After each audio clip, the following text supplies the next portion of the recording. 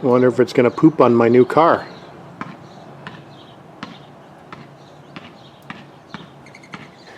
Alright guys, now Tuesday, and we've got a bit of a break in the rain, so I think what we'll do is we'll gather up our carpets here and we'll throw them in the truck. We'll take them out to the vacuum cleaner, steam cleaner, and see if you can make these look a little bit better before we get to putting them back in the car. That will be the next step to get this looking a little bit better. Anyway, let me do that, and we'll get back to the garage shortly.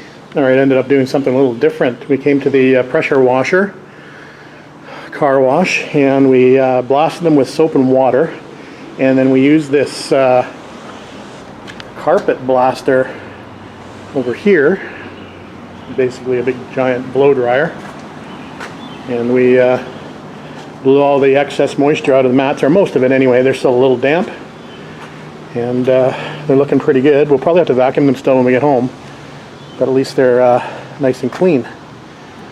So those look better, but again, we just need to vacuum them when I get home.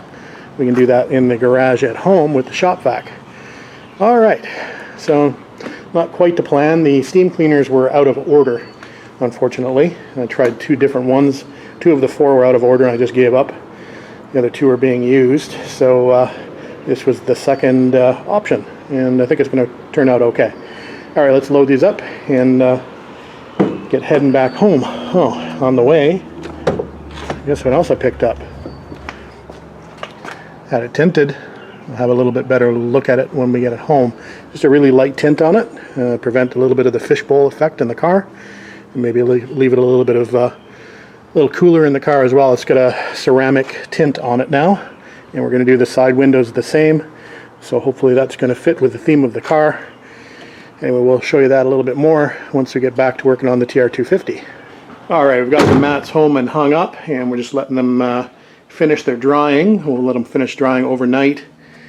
So the 2 front carpets, the trunk carpet, the under seat carpets, that is the bulkhead or the kick panel foot area of the TR6 on the passenger side, sidewall carpet, and there's the transmission tunnel carpet over there. Got the 250 backlight just sitting on the TR6 temporarily. It's probably the safest place for it at the moment. And you can see the tint on there. Like I said, it's not a really dark tint. It's just a nice tint in my opinion, as opposed to the completely clear glass, which was giving me a bit of a fishbowl effect. And again, like I'd mentioned, that should keep the interior a little bit cooler, since the interior is black in this car, or will be in the TR250 as well. So it should keep things a little bit cooler. I am going to do my side windows tinted as well, so we'll have a matched look. Alright, on to the next thing. Alright guys, Saturday the 1st of May, picking up where we left off. We've just got the seats back in, and we've given them a quick wipe down with some leather and vinyl cleaner, and they look good, nice and shiny. Carpets look nice and clean. So we're going to continue on. We'll put the front carpets back in, so we'll go ahead and we'll do that now. We'll wash these mats down. I like these rubber mats on top of the carpeting. They hold up quite nicely, and they're easy to clean. I have them in pretty much all of my cars. Anyway, so we'll get those mats in. We'll get the center console back in after we get that cleaned up a little bit. It's just sitting over here on the floor. Then we need to reassemble our boot. I may actually attempt to paint the metal piece on the back of my trunk board. That's looking a little bit worse for wear. It's seen a bit of abuse over the last number of years with all the tools and tool bags and luggage sliding back and forth against it. So maybe we'll give that a quick paint up. We'll see. Anyway, that's it for now. We'll keep going on, and we'll go ahead and we'll install those front carpet pieces. Alright guys, the interior is back in, and we're going to call that done, with the exception of cleaning down the door panels and maybe just giving the dash a quick wipe down. The only thing I'm going to do now is I'm going to adjust my receiver or catch plates for the doors. Since we adjusted the door gaps, the door is now rubbing a little bit because we've changed that gap and the position of the striker plate. So we're going to loosen off those 3 screws that hold on that plate. That allows it to move up, down, in, or out. So we'll go ahead and we'll do that now and get those adjusted a little bit better. So those doors will just swing and close nicely. Alright, we played around with that catch on the driver's side a little bit. We actually removed the factory shim. well, not necessarily a factory shim, but a shim that was used in case you needed to adjust that catch mechanism a little bit. Anyway, we removed this because we no longer need it because our gaps are better, and now the door fits perfectly and shuts nicely without any binding on that catch at all. So there you go. We'll go over to the passenger side and we will do the same thing. Okay, passenger side catch has been adjusted, so we're going to attempt to do something I probably shouldn't do. We're going to try to remove these sill plates that have been on here for 13 years. And these little screws in particular have me a little bit worried. This one in particular looks a little rusty. They are supposed to be stainless steel, so I'm not sure what's going on there. But anyway, I want to clean the sill area, and I want to remove these sill plates so I can get in behind there and give that a good cleaning and a fresh coat of wax. So we've got my small Robertson screwdrivers out, and we're going to try to remove these screws. Hopefully none of them will break off, because I don't want to be doing any drilling to get these out of here. So let me go after this one first. If this one comes out, I'm pretty sure the others will come out. So we'll go after the worst one first is my motto, and then we'll go from there. Alright guys, success. You can see that I got that off with no issues, and you can see the reason why I wanted to get behind there and clean. Even a little tiny little bit of rust there starting to form, so we'll make sure we wipe that down, get that waxed up and cleaned up. We'll give this a good polish while we've got it off. And incidentally, I know some of you are probably going to be asking where I got these from. Again, these were a custom made thing for this car. The same gentleman that custom built these roll bars, his name was Francois. He actually did some water jet sills for me, so that's why these are on the car. These are no longer available either. They're nice quality, heavy duty, and I quite like them on the sills of the car versus the other ones that I've seen, which are a lot more generic than these. So anyway, let me get that cleaned up, and we'll get these reinstalled after we get them polished.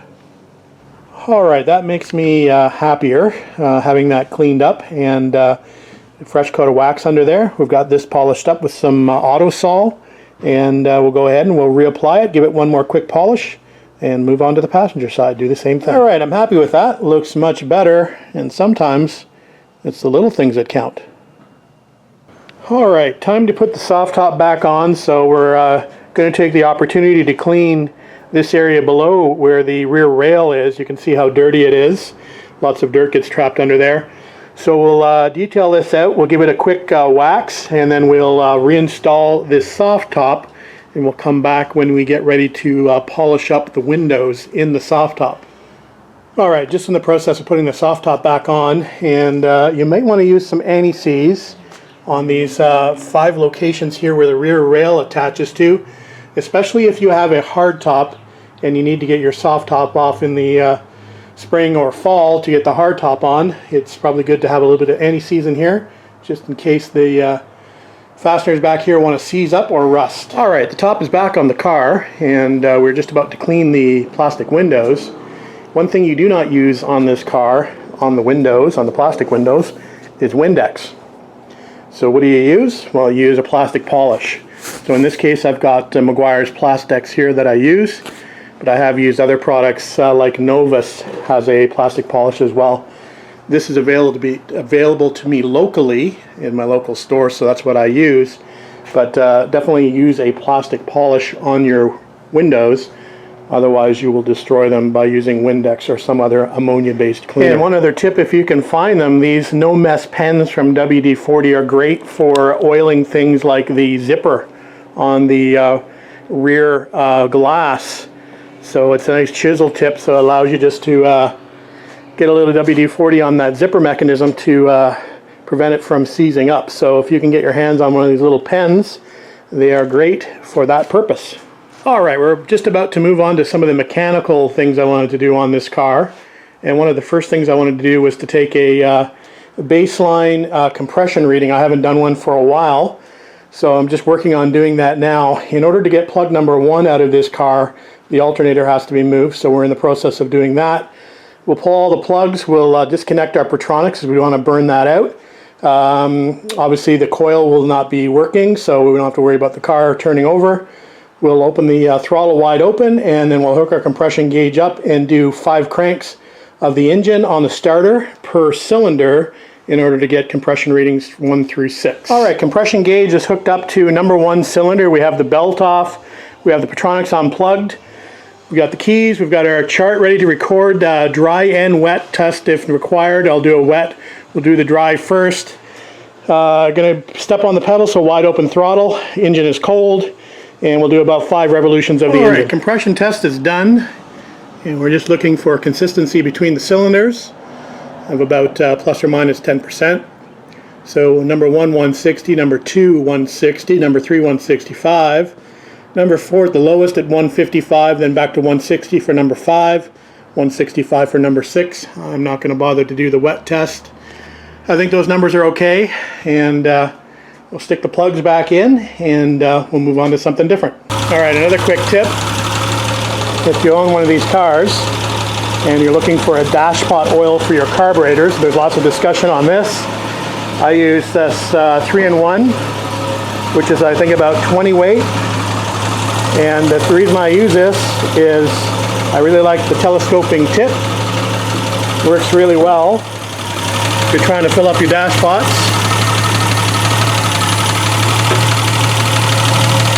Perfect little spout. Just dribble a few drops in there, just until you get the resistance that you're looking for. For me, it's about 1/4 inch. A little bit more.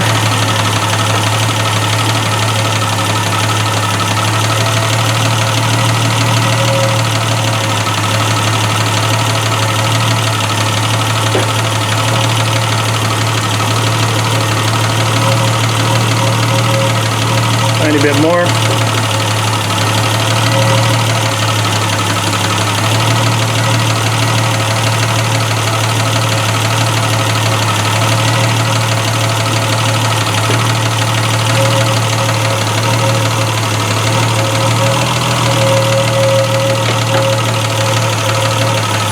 Thirsty after being stored for a year and a half.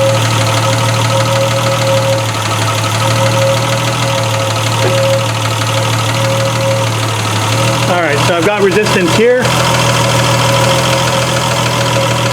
We want to have the same resistance on each one. About there. So we're good to go as far as the dashboards are concerned. Handy little thing to keep in your trunk. Alright, let's have a quick look in here. So we're idling around 800 to 900 RPM, somewhere around that range. Just up the temperature, just a little bit below half. We've got about 60 pounds of oil pressure, somewhere around there. Maybe 70. Almost out of fuel, and we're charging. That's good. Need to turn that volt gauge a little bit. That's bothering me, so I'll have to fix that. Other than that, it's running pretty good on this year and a half old gas. We're just about to put it back up on stands so we can change the oil and fix the exhaust. A little bit of an exhaust leak. I don't know if you can hear it or not, but like I'd mentioned in my previous video, it's something that's bothered me for the last little while. The sealing of my Falcon stainless steel exhaust has never been really perfect on this car, so we're going to attempt to fix that. Alright guys, now Tuesday the 4th of May, and another rotten day outside. Cold, rainy, about 12 degrees Celsius, about 55 degrees Fahrenheit out. Still waiting for the warm weather to arrive and the sun to shine. Anyway, we did manage to get the exhaust off yesterday. There's the old Falcon stainless steel system, and this will not be going back on the car. We've got a replacement coming, and I'll share that with you when it comes. But we are going to be putting a stainless steel system back on the car, just not this one. So stay tuned for that. Yesterday I posted a video about removing the intake and exhaust manifolds.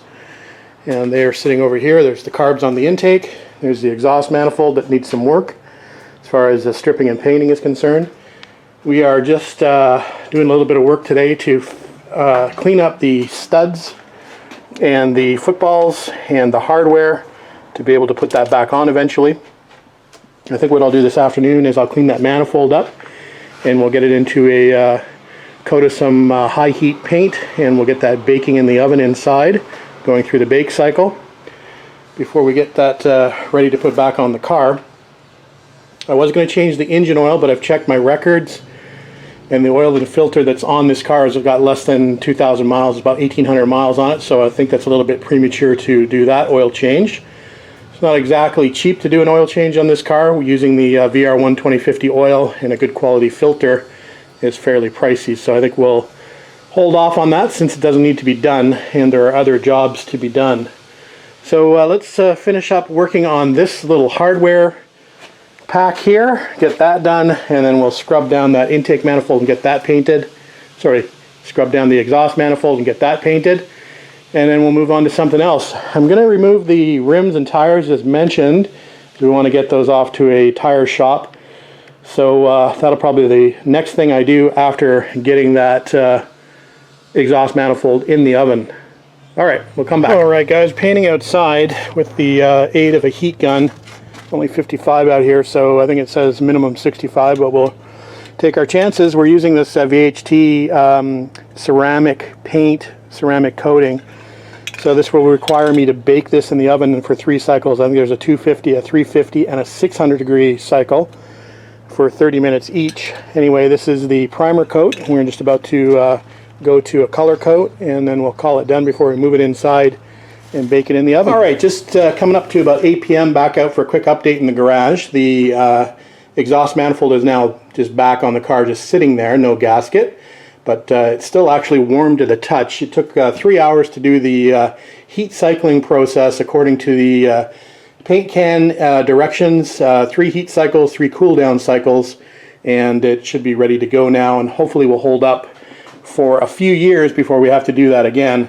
As one of the guys had mentioned, Kevin, on my channel, he said I should get it ceramic coated, and that, yes, would be the correct thing to do, but with lockdown happening right now, those services are not available, and when it does become available, there's going to be a huge backlog of jobs for them to do, and I do not want to wait until probably mid-June to late June to get this back. So we went with the VHT paint as I showed you, which is supposed to have ceramic in it.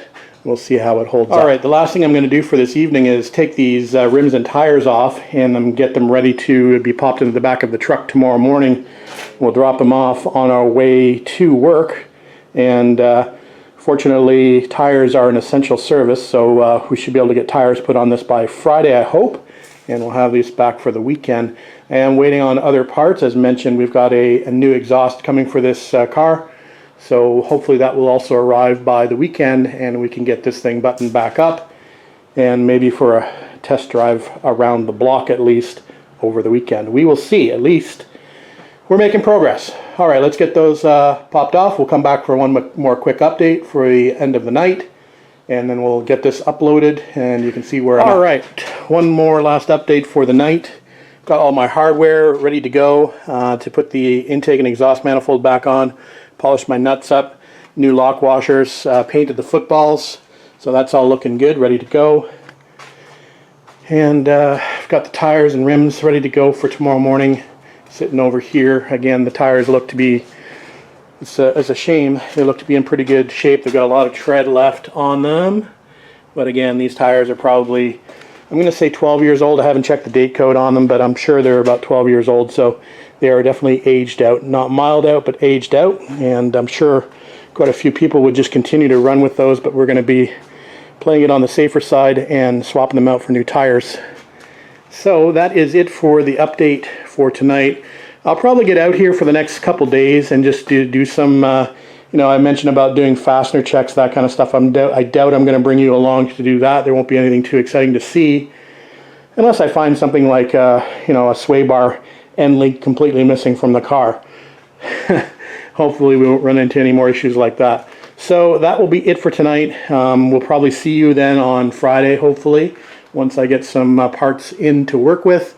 We'll get you back out here and I'll get what I'm doing on video.